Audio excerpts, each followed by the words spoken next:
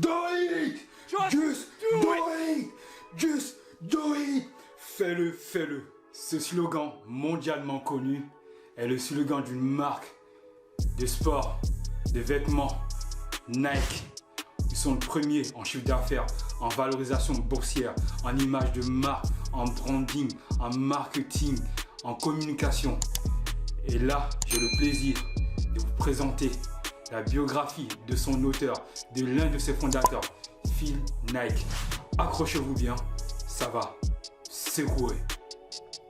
Tout a commencé en 1962 dans la ville de Portland qui se situe dans l'état de l'Oregon aux États-Unis. Phil Knight a 24 ans. À cet âge, il vivait avec ses parents et eux, ils voulaient qu'il fasse un métier classique, notamment son père qui voulait que son fils fasse un métier respectable comme comptable, avocat, notaire ou journaliste à l'époque. Il était vraiment obsédé par la respectabilité de sa famille. Mais à 24 ans, le jeune Phil, passionné de sport, notamment de course à pied, a d'autres projets pour sa vie. À cette époque, il a deux grands rêves. Le premier est de faire le tour du monde. Et le second est de concrétiser son projet universitaire qui est de monter une entreprise de vente de chaussures de course à pied. Et en 1962, être entrepreneur était assez mal vu. Donc, il se posait énormément de questions sur le sens de la vie et sur le métier qu'il avait envie de faire. Il avait une hantise, c'était de faire le même travail que tout le monde. Il s'ennuyait très rapidement dans un job classique.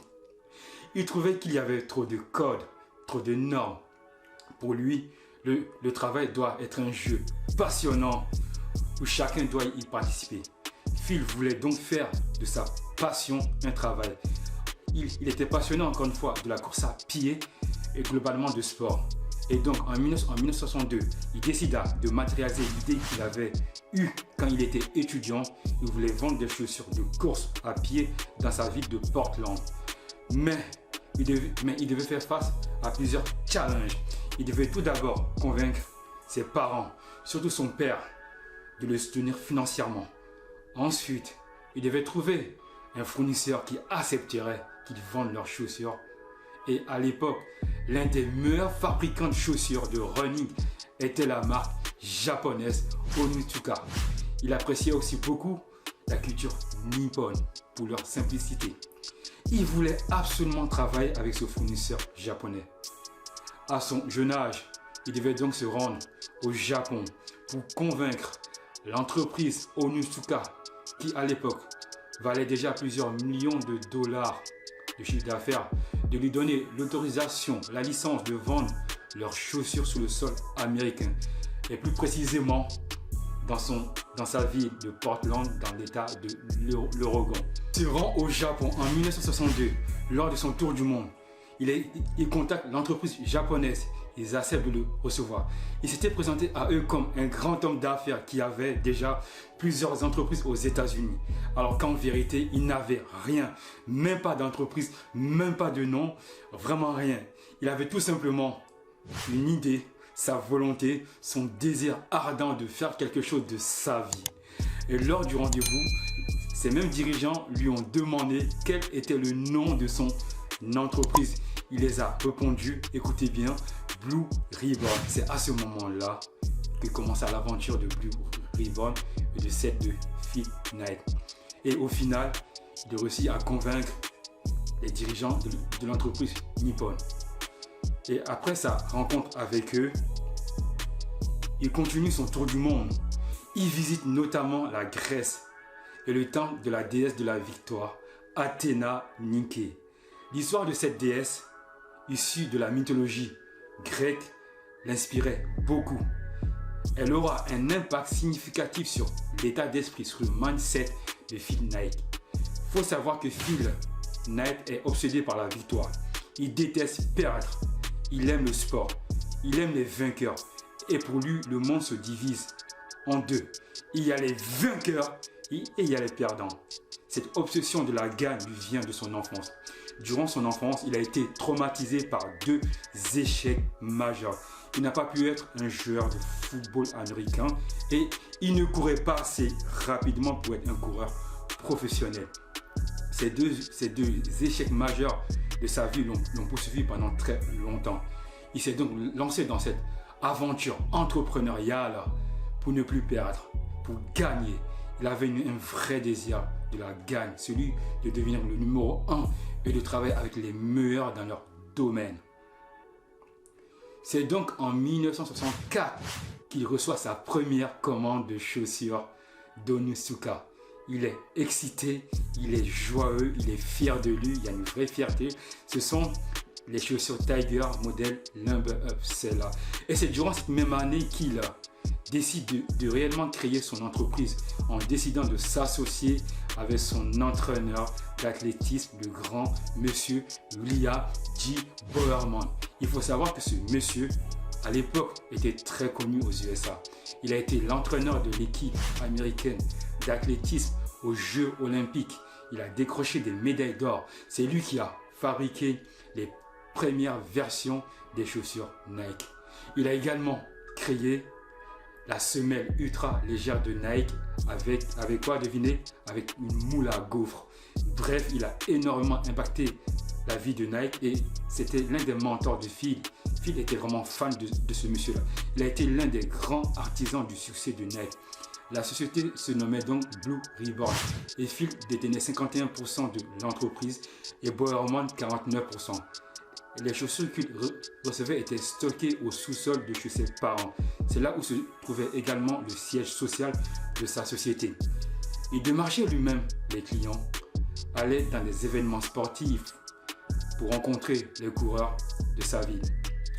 Au fur et à mesure, les chaussures Tiger modèle Lumber Up ont commencé à bien se vendre. Et sa mère était fan. Phil commandait des quantités de plus en plus importante. La croissance de la société Blue Ribbon a été très rapide et cela inquiétait ses concurrents. Ils n'hésitaient pas à lui mettre des bâtons dans les roues. Phil réalise que le monde des affaires c'est la guerre mais sans les balles. C'est que des balles blancs. Un des concurrents essaya même d'empêcher son entreprise de vendre les chaussures Tiger aux États-Unis dans son état. Et de 1964 à 1970, l'entreprise Blue Ribbon rencontre des problèmes de trésorerie dû à sa croissance rapide. Beaucoup de banques trouvaient l'entreprise risquée et très fragile. Ils ne veulent pas lui accorder des lignes de crédit supplémentaires. Il est donc obligé de chercher un travail supplémentaire pour faire face à ce nouveau challenge. Il travaillera en tant que comptable et il sera également professeur de comptabilité à l'université. C'est durant cette même année qu'il rencontra sa future femme. Mais peu de temps après, il décide de quitter ses jobs pour se consacrer à plein temps au développement de sa société Blue Ribbon. Les ventes des chaussures commencent vraiment à exploser. Lui et son équipe recherchent de nouveaux locaux. Ils embauchent aussi de nouveaux collaborateurs. L'entreprise s'agrandit de plus en plus, mais il y a toujours ces problèmes, ces challenges de trésorerie. Les banques trouvent que son entreprise est encore une fois très risquée et très instable. Il se fait également très malmené par eux. Et ce problème de trésorerie le poursuivra pendant très longtemps et sera un véritable frein à la croissance de sa société. En 1971, l'entreprise Blue Ribbon rencontra plusieurs challenges. Premièrement, sa banque souhaite le jeter dehors comme un malpropre. Et cela malgré que sa société eût dépassé le million de dollars de chiffre d'affaires. Il la trouvait dangereuse et instable, comme toutes les startups en fait. Elle lui demandait de croître moins vite. Mais pour Phil, cela était tout simplement impensable. Pour lui, il devait croître très vite. Mais il devait également s'assurer que les banques le suivraient. Sinon, ce serait la fin de son entreprise et de son aventure. De plus, à cette époque, les sociétés de capital risque n'étaient pas aussi développées que maintenant. Il voulait absolument trouver d'autres sources de financement parce que la survie de son entreprise en dépendait. Les difficultés ont commencé avec son fournisseur japonais Onitsuka. Son fournisseur, voyant en Blue Ribbon une opportunité de pénétrer le marché japonais, non, le marché américain, ils avaient un objectif caché, racheter l'entreprise et se débarrasser du personnel de Blue Ribbon. Et si les dirigeants refusaient cette opération, l'entreprise Nippon allait rompre simplement toute relation commerciale avec la société de Phil Knight. Et cela signifiait tout simplement la mort de Blue Ribbon et la fin de l'aventure pour ses fondateurs.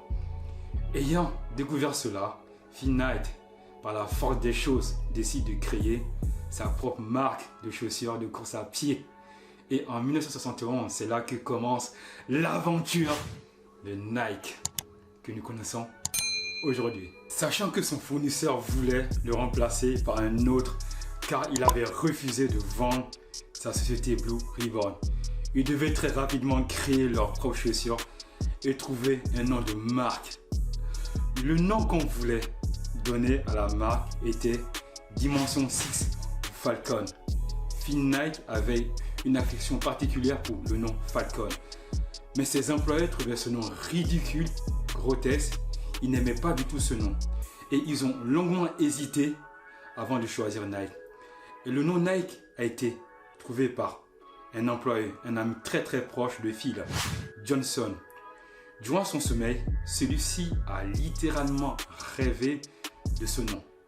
Et coïncidence très troublante, le nom Nike correspond au nom de la déesse grecque de la victoire Athéna Nike. Rappelez-vous quand il avait 24 ans, il a visité le temple de cette déesse en Grèce. Et de plus, le nom du fondateur est Phil Knight. C'est vraiment très troublant. Bref. Et le logo a été créé par Madame Caroline Davidson, une artiste qu'il avait rencontrée quand il était professeur de comptabilité à l'université. Pour la création de ce logo, le Switch comme il l'appelle, elle a reçu une trentaine de dollars. Mais en 1983, le fondateur de Nike, pour la remercier, lui a offert 500 actions Nike qui aujourd'hui valent des millions. Et après, elle a continué à travailler pour Nike. Les années 1972 à 1974 ont été assez mouvementées pour Nike.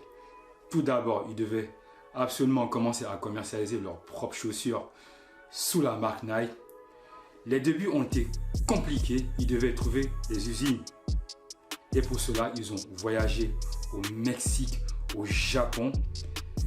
Et malgré qu'ils eussent trouvé les usines et commencé la production des chaussures, la qualité n'était pas forcément au rendez-vous.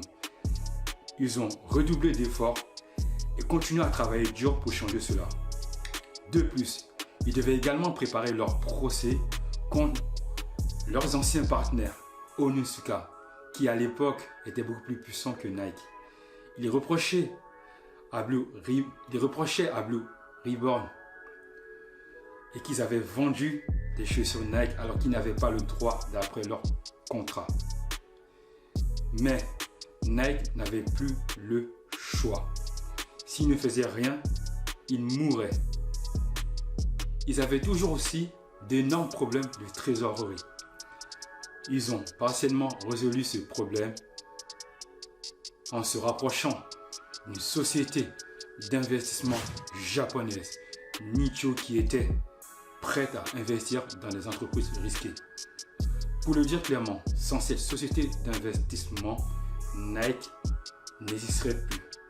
Elle serait morte depuis très longtemps. Ils avaient pensé à plusieurs reprises d'ouvrir leur capital en faisant un appel à de l'épargne publique. Mais Phil avait extrêmement peur de perdre le contrôle de son bébé, de la société qu'il avait lui-même créée à partir de rien, ce qui est compréhensible. En 1977, ils ont également eu un défi majeur à relever. Ils devaient plus de 25 millions de dollars au service des impôts américains. Mais au final, après d'âpres négociations, de lobbying intense et de moments de stress, Nike n'a versé que 9 millions de dollars au fisc américain. Malgré tous ces challenges, Nike commençait à être connu. Il faut savoir qu'à cette époque, les concurrents de Nike étaient Adidas et Puma. et qui ont tous les deux été créés par deux frères allemands qui s'aimaient pas du tout. La marque Nike commençait à être plus populaire. Ils nouaient des partenariats avec les grosses stars de l'époque comme Préfontaine, comme Tiger Woods, comme Michael Jordan ou encore Andrea Agassi. Au fil des années, ils dépassent leurs concurrents. Mais leur problème de trésorerie persistait toujours.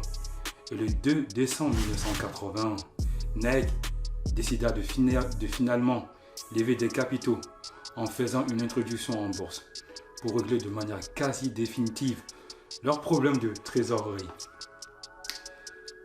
Et Nike aujourd'hui, c'est plus de 44 milliards de dollars de chiffre d'affaires. Pour un résultat net, accrochez-vous en 2019, de plus de 4 milliards de dollars. Et plus de 76 000 personnes par le monde travaillent pour cette magnifique boîte. La capitalisation boursière est tout simplement folle. 256 milliards de dollars de capitalisation boursière. Dans son domaine, Nike est tout simplement le premier devant la marque allemande Adidas. Ces chiffres sont tout simplement extraordinaires, magnifiques, inspirantes quand on connaît l'histoire de Nike. Tout est parti du désir d'un seul homme. Et donc voilà, je viens de vous résumer ce magnifique bouquin, ce magnifique biographie de Phil Knight, l'art de la victoire. Un homme passionné, un homme qui n'aime pas perdre, un homme différent, parce qu'il avait une grande vision pour sa vie. Et je vous conseille ce bouquin. C'est ma deuxième lecture de ce livre. Il fait 600 pages, plus de 600 pages, mais il se lit très très vite. Et il est facile à lire en plus. Et je vous le conseille fortement. Et les biographies ont un impact réel sur nos paradigmes et sur nos croyances. Ce que nous croyons possible ou pas, en lisant ce genre de biographie, on nettoie nos croyances sur nos propres capacités. Parce que ce mec-là, quand on lit sa biographie, il est vraiment parti de rien et avec l'envie, un désir fort, il est allé très loin. Donc je vous le conseille fortement. N'hésitez pas à me dire en commentaire ce que vous avez apprécié ou pas. Surtout les points d'amélioration, c'est très important. Et surtout, abonnez-vous parce que du lourd arrive. Je vous dis à bientôt. Cœur sur vous. On est engagé pour notre vie. Ciao.